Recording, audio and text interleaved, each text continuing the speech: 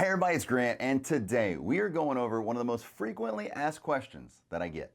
How to pick a contractor.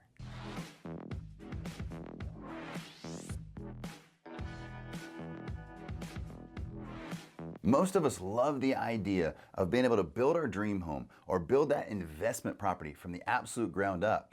But when it comes to doing it, there's just something that always holds us up. Some of the holdups might be, Grant, I don't have the right plans. I don't know where to get plans. How do I know I'm getting the right deal? And then of course, the biggest, who do I get to do it that I can trust and that'll do it in a timely manner?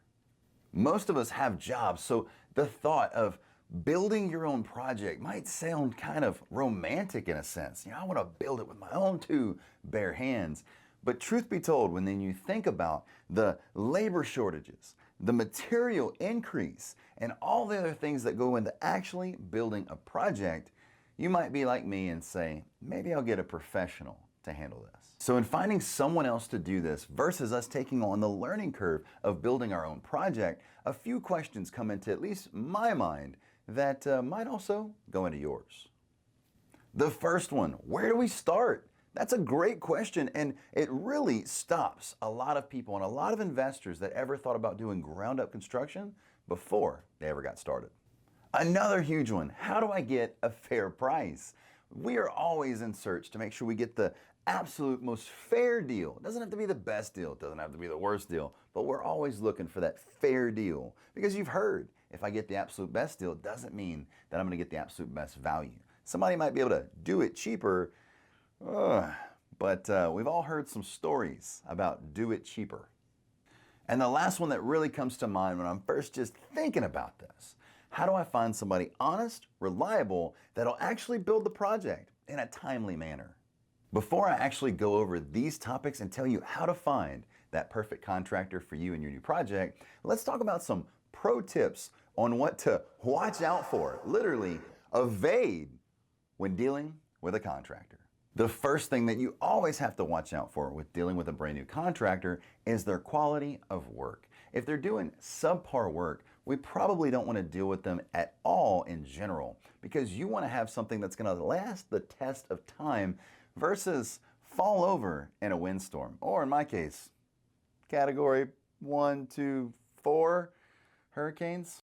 Another one, probably the biggest one that hits me home, okay? I like to share things off of my personal own journey.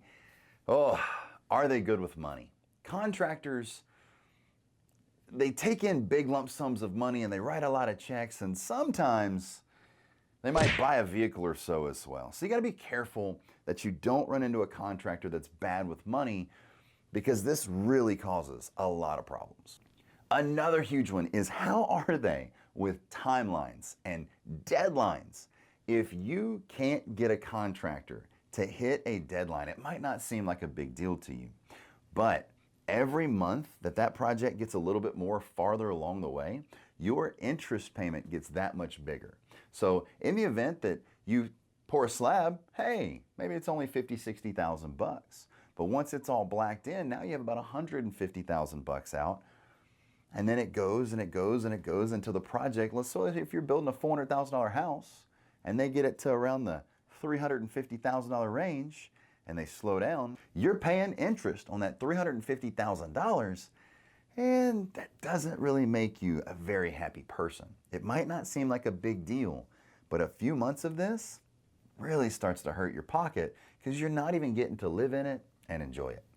Let's look at a bonus way on what to look for. How a contractor likes to be paid. The reason I tell you this just better prepare you for the negotiation process to know how they like to be paid up front. There's two main ways contractors prefer to be paid. The first one is a solid number, a hard number. That is a per square foot price or a total project turnkey price. Another way is cost plus. More and more contractors are going to this because homeowners like to change things. Like, oh, well, I wanted to buy a gallon of spark versus just the packets. Okay, 10% on top of that cost. Oh, okay, versus, well, why am I paying more? Why are you trying to charge me this? Can you believe this contractor tried to charge me more for those additions that I made?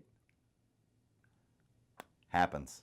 So now that you have some tips on what to look for when dealing with a contractor, let's actually get down to the point of this video, how to pick a contractor. The first go-to advice I always give everyone that asks me how to pick a contractor is first, post on Facebook. That's right, you heard me. It's as simple as posting on Facebook. In order to see how someone's going to treat you, we need to see how they treated other people in the past. So word of mouth is one of the absolute best ways to find information, to make sure that you're dealing with the right person and that you're dealing with a fair person. And with the power of social media, you can get people that have opinions on this topic that you've never actually been able to meet or never would meet on your own. You can also actually physically talk to anyone that you know, anyone in this field when it comes to new construction, renovations, anything of the sort, big commercial builds. Go and talk with them. Pick their brain. But for the sake of just saying that the average person might not know a developer, let's stick with Facebook. The best way to make an impactful post on Facebook is not to just post on your timeline. If you've ever posted on your timeline and got a few likes to a few hundred likes, it's just a little bit more difficult. But when you've ever looked for seeking out information, you can find it. My first tip is post on your local information stations. There's always going to be a post about weather, food, anything of the sort. Find the ones that are geared to more normal topics like weather, how to find, and just other things where people are willing to share. The questions should look something like this, and I'll put it here on the screen. I'm looking for an affordable and fair contractor to build blank. Any help is appreciated. You can also drop things like drop your favorite contractor.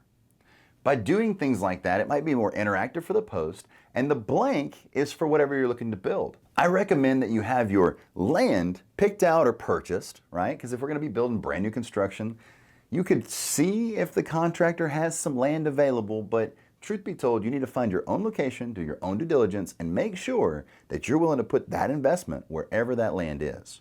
Another one, you need to know your budget. I'm not telling you to go in and share your budget on the post or with the contractor. Let them price you first. But you need to make sure that you have your budget ready so you know when the bid comes back if you can afford it or not. And the last one, have your plans ready for whatever you're looking to build. If a contractor knows that a job is actually coming up, they'll be way more competitive versus just, yeah, in 6 months, build costs might be more, this might be more, labor is probably going to be more. And, you need to understand that you need to go in this ready to actually accomplish this versus wasting someone's time. All I'm saying is do your due diligence first, get some information, have your plans ready, and then go get a bid. Another major one that I get that I don't fully understand why I get this question. I don't know who these contractors are and who they think they are, but I get a question pretty often. How do you find a contractor that will build an apartment complex less than 30 plus units? This kind of throws me in a loop, almost reacting at this point, like I'm watching a video on contractors telling people that. It drives me nuts. And the reason it does is because I'm in the car business. Whether you want to buy 1 truck or 10, I am still interested in your business. If you want to buy 1 car or 20 cars, I am still interested in your business. I'm going to treat you the same, and I'm going to build that relationship because you never know what that 1 car might turn into in the future. I can honestly say after 14 years of building, renovating, and buying real estate, I've never had someone tell me this, ever. So you might be talking to someone that is just so busy, right? Maybe it's the really top builder of your area, and they're so busy, their work schedule's so far out, they're booking people into 2023, so they give you some kind of outrageous number or price to build at that just doesn't make any sense. Once you have the post up, you're going to start noticing that you're going to see 3 to 5 names just coming back up left and right. They're going to be praising, talking about them, and vouching for them over and over and over again. Here in Lake Charles, Louisiana, when someone posts, hey, I'm looking for a car, my name comes up several times. Whenever I'm looking for a chiropractor, my very good friend Brandon, I won't say his last name because I don't know if he would want it on the video, but Brandon pops up all the time. When those names start popping up, people want to deal with you.